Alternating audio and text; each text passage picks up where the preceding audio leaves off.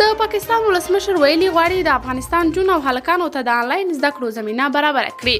د پاکستان ولسمشر عارف الوی په افغانستان کې د ښوونځیو نجونو او هلکانو ته د انټرنیټ او یا هم تلویزیون له لارې د زده کړو زمینې برابرولو وړاندیز کړی دی.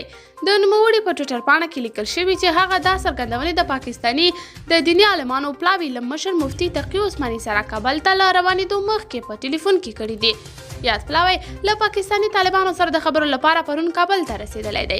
د پاکستان ولسمشر عارف الوی ویلي چې هیواد یې غواړي افغان جونو او هلکانو ته د انټرنیټ یا تلویزیون له لارې د زده کړو زمینه برابره کړي.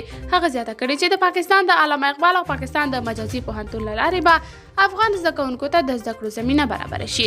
د پاکستان ولسمشر دغه راز ویلي چې د افغانستان د ځانګړو ټولنیزو او اقتصادي نورمونو په نظر کې نیولو سره د مناسبو او خاصو ترتیباتو له لارې کېدای شي جونو او ښځو ته د زده کړو زمینه برابره شي.